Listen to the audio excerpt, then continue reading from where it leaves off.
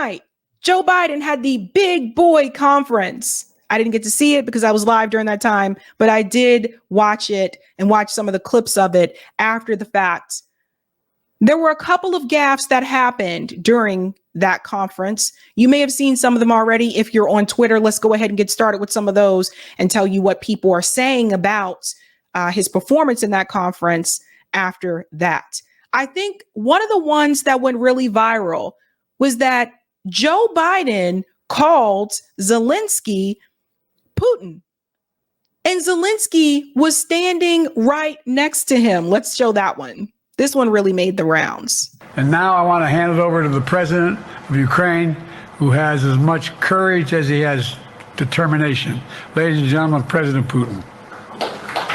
President Putin. He's going to beat President Putin. President Zelensky. I'm so focused on beating Putin, we got to worry about it. Anyway, Mr. President. And there's Zelensky right there. So he was standing right next to him. So that's another thing. You know, people are like, oh, maybe it was just a slip up, but he was standing right next to him. So there's that. Ouch. So, you know, people are going to be watching him a little bit more closely now. I also believed this is also why they didn't allow Joe Biden to have as many press appearances and interviews last year, because they knew what was going on. Then there was the gaffe about Kamala Harris, who apparently is now Donald Trump. Let's get into that one. Question for you is, how are you incorporating these developments into your decision to stay? And separately, what concerns do you have about Vice President Harris's ability to beat Donald Trump if she were at the top of the ticket? Look, I wouldn't have picked Vice President Trump to be vice president, but I think she's not qualified to be president. Yikes. Wouldn't have picked Vice President Trump to be president if he wasn't qualified to be president. So apparently Kamala Harris is actually Donald Trump. So let's start there. Number one, the fact is that the consideration is that I think I'm the most qualified person to run for president. I beat him once, and I will beat him again. Secondly, the idea, I served in the Senate a long time. The idea that senators and congressmen running for office worry about the ticket is not unusual. And I might add, there are at least 5 presidents running or incumbent presidents who had lower numbers than I have now. They lost Later in the campaign. So there's a long way to go in this campaign. And so I'm just.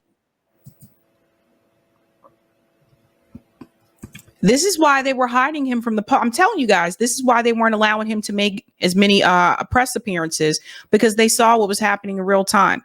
Then there was the comment that he made comparing his numbers in the US to his numbers in Israel. You can't make this up. I mean, my numbers are better in Israel than they are here. But then again, they're better than a lot of other people here too. But anyway, I mean, my numbers are better in Israel than they are here. But then again, they're better than a lot of other people here too. But anyway. There was a lot of anyways, right? But anyway, you know, just resting on that, which I don't think he should continue doing. And not everything's just in any way. Then there was this awkward moment where he didn't realize that he is the commander in chief. Oh my God. I'm following the advice of my commander in chief, the chief of staff of the military, as well as the Secretary of Defense and our intelligence people. I'm following the advice of my commander in chief, the chief of staff of the military, as well as the Secretary of Defense and our intelligence.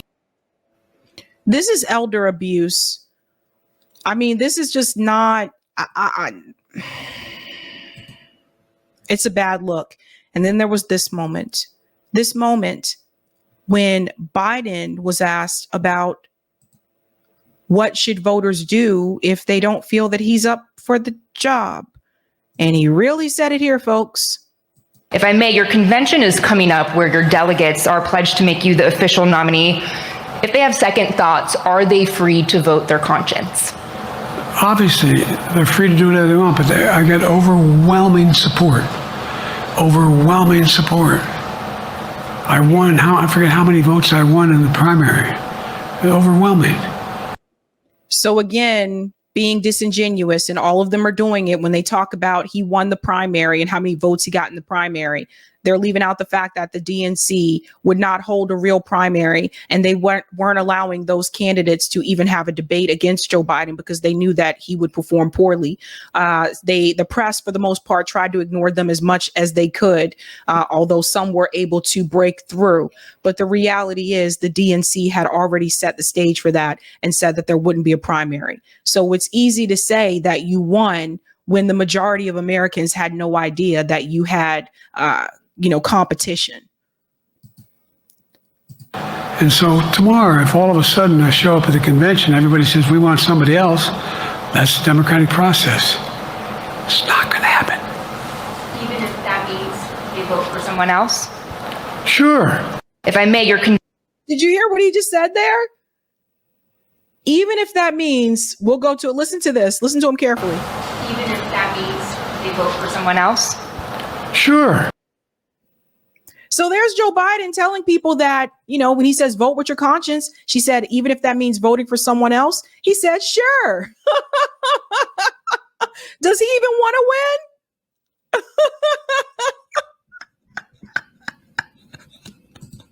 win? You heard it there, folks. It wasn't me. That came directly from Joe Biden, where he told you to just vote for someone else. Vote for your conscience. Sure. I want to show you something else too, because I thought this was really funny. This is making the rounds as well, since Kamala Harris is now Donald Trump.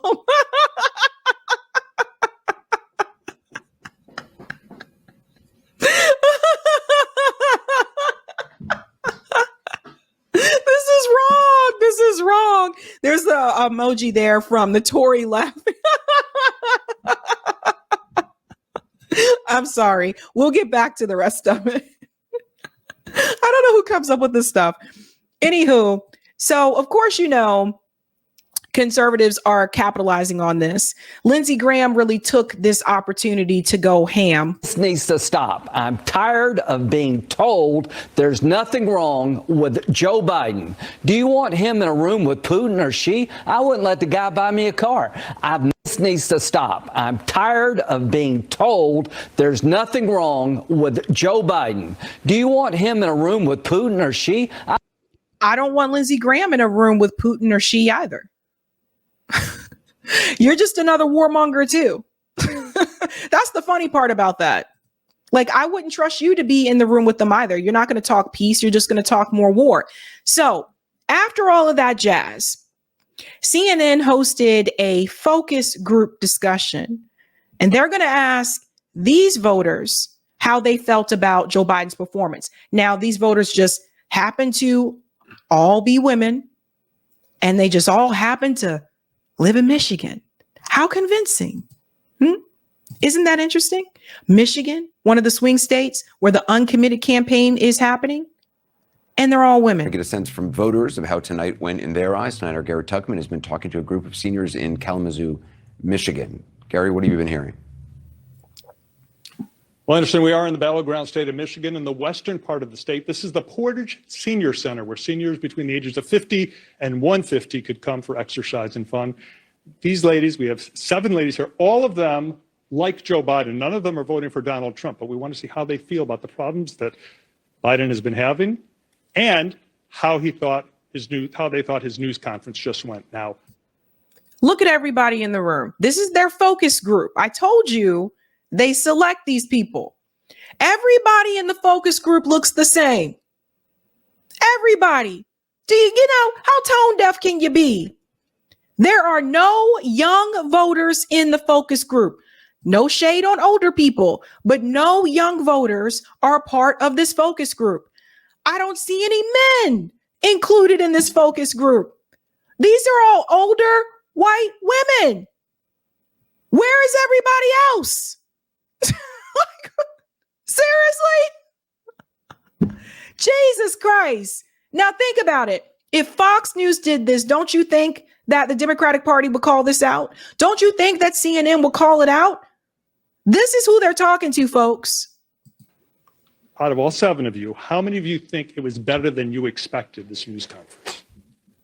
How many think it was better than you expected it would be? 1, 2, 3, 4, 5. How many of you think it was worse than you expected it would be? How many of you think it was the same? So overall, it's a fairly positive review. I know we were watching it together. They all just got out of exercise class. So that's why they're dressed like that. I told you I would tell everybody that. But we were watching it together, and when he confused the names of Trump and Harris when talking about vice presidents, you all kind of gasped. But it got better, right? Is that what you think? So again, they all just came out of the exercise class. So 9 times out of 10, all of these women probably know each other. What kind of focus group is this? Now, 4 of you, 1, 2, 3, 4, all of you think that Biden should be staying in the race. You told me you think that he should pass the torch. The 2 of you weren't decided. My question for you, you weren't decided before this happened if he should stay in the race. How do you feel now after watching this news conference?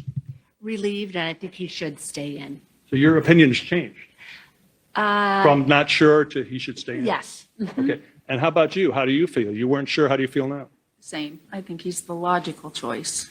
Okay. Yeah. Now you thought he should pass the torch. How do you feel right now? I still believe he should pass the torch. And why do you say that? I think he conveyed more defensiveness versus confidence, and I think we are really craving to be able to be confident about the candidate that we carry into the November election. How did you feel about this news conference just now? Did it give you more confidence in Joe Biden? I have all the confidence that I did yesterday. So I just... Were you confident yesterday? Yeah, because everybody has a bad day, and I could see that he was sick, but for some reason, they decided to do what they were going to do, even though he was sick. And I think that might have been a bad choice. And you just saw him when he's sick and when he's tired and those sorts of things. But at the heart of it, he's a strong guy. What do you think? Did he agree? How do you know that? You see what I mean? Like, they hand selected these women. And again, this is how rigging happens. It starts with the media first. Because the media, corporate media, they push the narrative. This is why independent media is so important, because we're not showing you this. When you see me go out on the street and I talk to people on the ground, does everybody look the same? Is everyone the same age? Did they all just come out of an exercise class and they're all friends together? No, the people are different.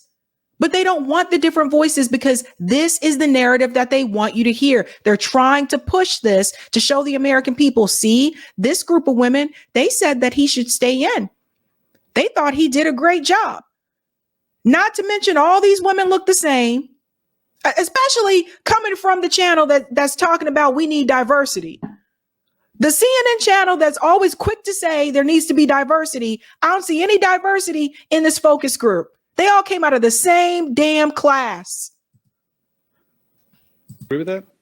Yes, I would agree with that. I think what came across was that of what he is. Joe Biden is very caring about people. He's very knowledgeable and experienced, and he's not just out for himself, that he really cares about the country. And there's no chance that you would be more confident with the Kamala Harris or your governor here, Whitmer, here in the state of Michigan.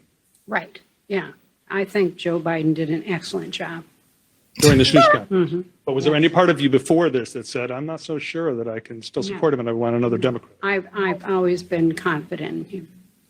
Any of you going to be watching the Republican National Convention? It starts Monday. No hands going up. Democratic National Convention 5 weeks after that?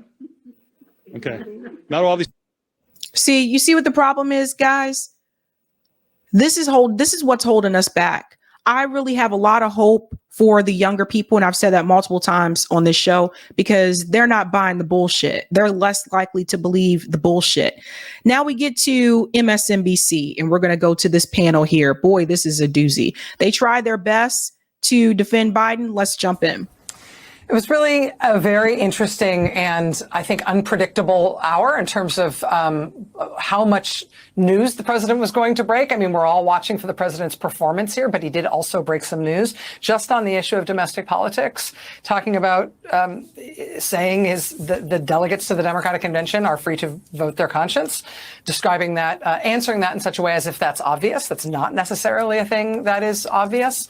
Also, the president laying down at the very end of his remarks there a sort of predicate for what it would take for him to leave the race. He said he would leave the race if his advisors came to him and showed him the data that said there was, quote, no way you can win, meaning no way that he, President Biden, could win.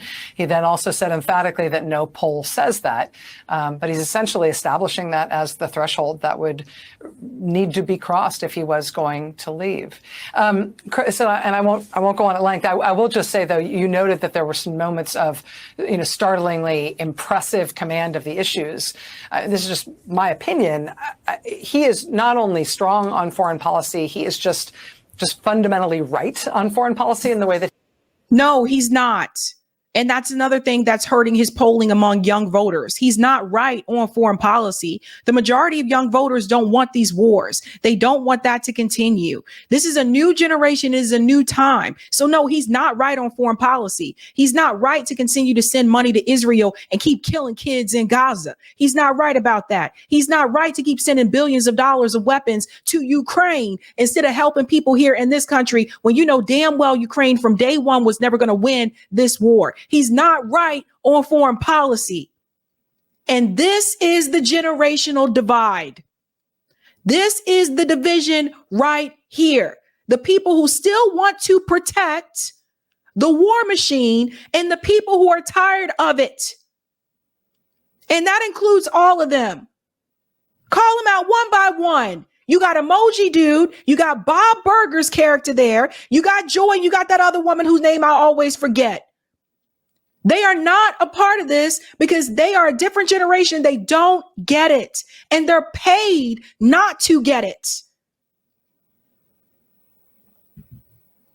The Democratic Party over the years just moved further and further to the right.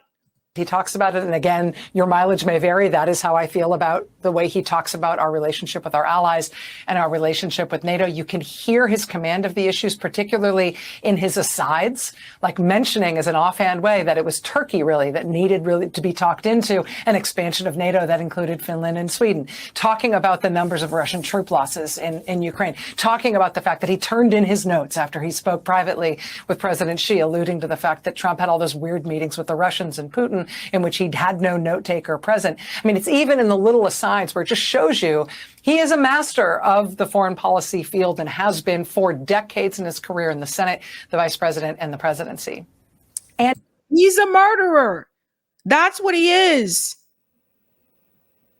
Like, I don't get this at all. I really don't. They are so out of touch. And yet he undercuts his own presentation of those facts simply in the way that he presents them, with his self-interrupting and elliptical style, the very soft-spoken monotone that he sometimes uses.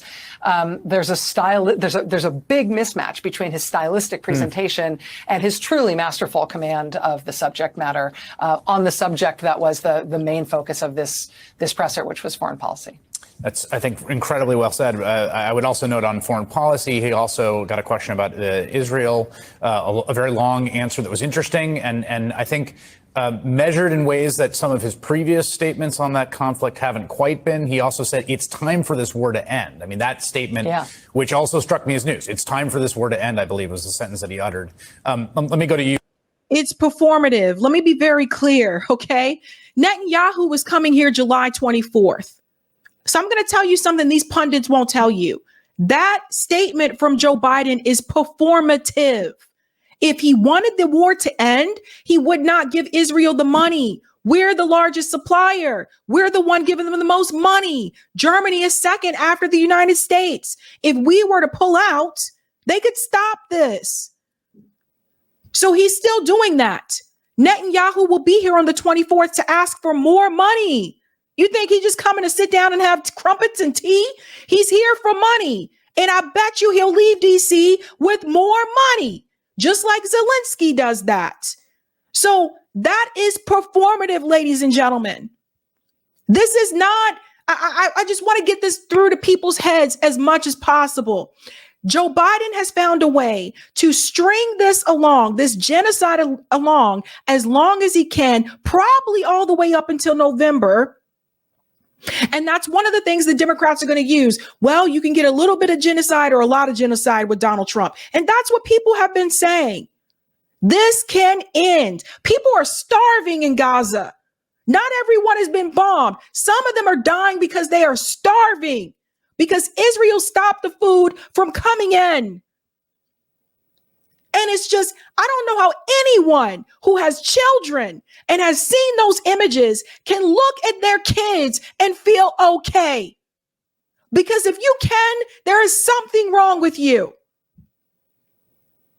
All of it stops right here. If he wanted the war to stop, he would have stopped it. Joy, for your thoughts. Yeah, I mean, I think in some ways this was a classic Biden. Foreign policy is his bailiwick. He was, chairman of the Senate Foreign Relations Committee. As he mentioned, this is his strong point. And I think the parts where the press conference went into foreign policy and became rather sort of a mundane press conference, this was not like strictly the White House press corps. So it gave President Biden an opportunity to be normal. A lot of this struck me as just very normal. And I think that is something that he needed. This was President Biden as the longtime policy wonk. He gave himself credit for getting 50 nations to agree to expand NATO. He was very, there was a lot of sort of self-praise of his own foreign policy, which I think is important. Expanding NATO is not a selling point to a lot of voters, not just young voters, but those that are registered independents. That is not a selling point. Again, Joy Reid knows this because she says one thing on MSNBC, but then she does these little TikTok videos where she tells you exactly how she really feels. So she's an actress. All of these people are actors. You can look at Emoji Dude and see it. Chris Hayes is acting. Rachel Maddow is an actress. These people are not journalists.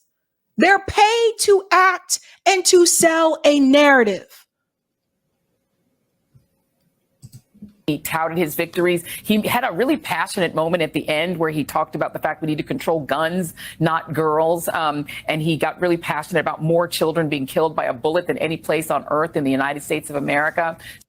You cannot talk about the children being killed by gun violence in the United States of America when you are aiding and supplying a genocide of children in Gaza. This is laughable to me. It's laughable because the hypocrisy knows no bounds. No bounds. I thought everybody was supposed to care about the children, right? Wasn't there a song with Whitney Houston where she said the children are the future? Right? Weren't there all those music videos in the 1980s where people were like, save the children and help the children? I thought everyone was supposed to care about the children, but I guess it's only certain children. Is that what it is? You can't sit up here and talk about the gun violence of happening to American children, and you were literally killing children.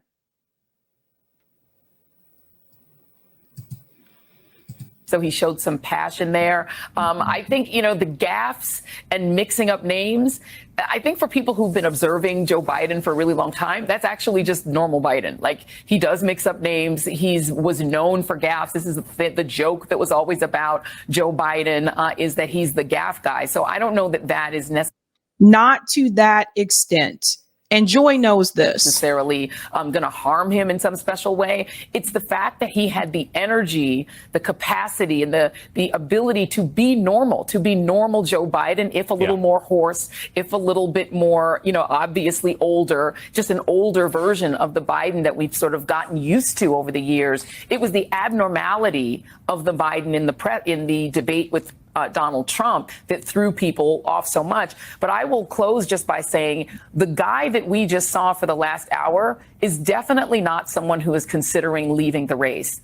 He cited the polls showing that there's no data that he's seen that says that he can't win. He was very praiseworthy of Kamala Harris, of Vice President Harris, as he should be, and said some really warm and good things about her. But he also said, even though that he believes that she is clearly qualified to be president, and that's why he chose her, even if someone showed him data that showed that she did better than him, unless he sees data that he can't win, this doesn't sound like a man that's thinking about getting out.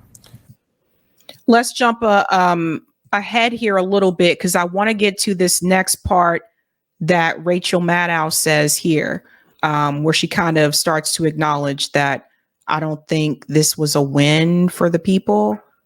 Let me go a little bit forward. And she always has that look on her face too. Like, she always has that smug look. I think it's right about here. Make a really important point, Chris, that I think we can't say frequently enough as Democrats and people who want Donald Trump to be prevented from returning to the White House sort of anguish over this decision, which is that there is not perfect information about the future.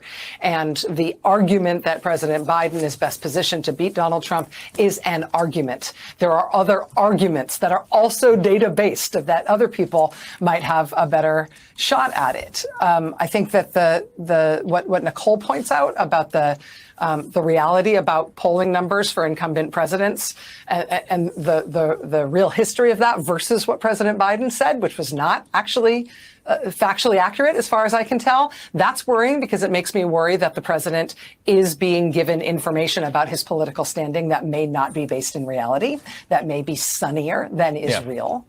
But I also think the president spoke from a factually grounded place throughout his entire remarks. And again, importantly, at the end, what did he say when he got that very sharp question? That's the very closing question from the entire presser, when he was asked what he would need to hear to make him decide that the right thing to do for the country would be to leave. He did say in his answer to that, there are other Democrats who can beat Trump too. He said, I believe I am best qualified to govern. I believe I am best positioned, best qualified to beat him. There are other Democrats who could beat him too. And as you said, the reason I would get out is if the data told me, the data showed that I was not going to be able to beat him. Well, no data will ever show that definitively, but him acknowledging that it's not only him who could beat Trump is an important sort of message from the reality-based world. Yes, So what I want to say here is that too, like when she said that there isn't going to be data, there probably won't be data that shows that exactly. Right. And he knows that too. That's why Joe Biden knows that too. That's why he made that comment, because he knows that's not likely. Right. Because polls vary and they change over time. That way he can stay in this race. That's what he wants to do. But I'm here to tell you, ladies and gentlemen, that you do not have to vote for Joe Biden or Donald Trump. What? You don't. There are other people running outside the duopoly. I recommend you guys, this is the time for you to branch out, to leave the plantation. Get off the plantation and just do something bold for once. Yes, they're going to fearmonger you and say you might get Trump. You might get Trump even if those people weren't running. That's the thing that's crazy. So keep that in mind. You can vote for other people. And you may think that third party and independent candidates aren't a threat. If they're not a threat, why is the DNC chair attacking Jill Stein on Twitter? Why are they actively trying to remove third party and independent candidates off of the ballot in certain states? If they're not a threat, if Joe Biden has this in the bag, fam, why is the DNC, the Democratic Party, why are they trying so hard suing these people just for practicing democracy? The same so-called democracy that the Democratic Party claims to care so much about. How about that? Jamie Harrison here. Your campaign is a joke, but you're a national nightmare. My 5-year-old has a greater chance at winning the presidency, and he is constitutionally prohibited. This is Jamie Harrison going after Jill Stein. Now, if the campaign is so much of a joke and your 5-year-old has a better chance of winning then why the hell are you wasting your time attacking a campaign that's a joke? Why are you, Jamie Harrison, as you are the DNC chair, why are you trying so hard to get these people off the ballot if the campaign is a joke? Because they know that it's a threat. They know that having Jill Stein, RFK Jr., Cornel West, having these people on the ballot, they actually do represent a threat. Everybody knows these people. You didn't know about Jill Stein when she ran in 2016, but everybody knows who she is now. Everyone politically. So why is he doing this? If it's a joke, you see how they're afraid? Now we can go to what she replied to. This is what he got mad about. Jill Stein said, I know, because someone said he's a joke. Jill Stein said, I know, right? So she said, LOL, talk about hitting a sore spot.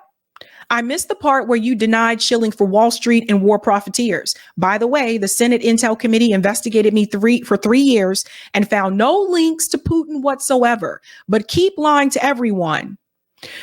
You are heading the DNC after all. And this is what she's referring to. Oh, did I hit a sore spot? Fair warning. Please understand, I'm not the one. So here we go with the I'm not the one, right? He called her Google Putin's puppet. So he's still running with that same narrative that Jill Stein is like a Putin's puppet or whatever. People will show this picture on social media and say, look, there's Jill Stein at an event with Putin. But they won't show you that Hillary Clinton was also at this event. There's pictures of her as well. Like, it's just, to me, it's a mess. But she said, Google Jamie Harrison, Podesta Group lobbyist for Bank of America, Boeing, BP, Lockheed Martin, Walmart, and Wells Fargo. And he's like, oh, did I hit a sore spot? So then he goes into all of this and is like, your actions helped get Trump elected. Typical Democrat Party talking nonsense. Then he goes on to say here, we have seen your nightmare before and are turning the channel. So have a seat. I'm sure Putin has one for you at his table in Moscow, or Donald can find you one in Mar-a-Lago. But I or the nation don't have the time or patience for your bullshit. Jamie Harrison.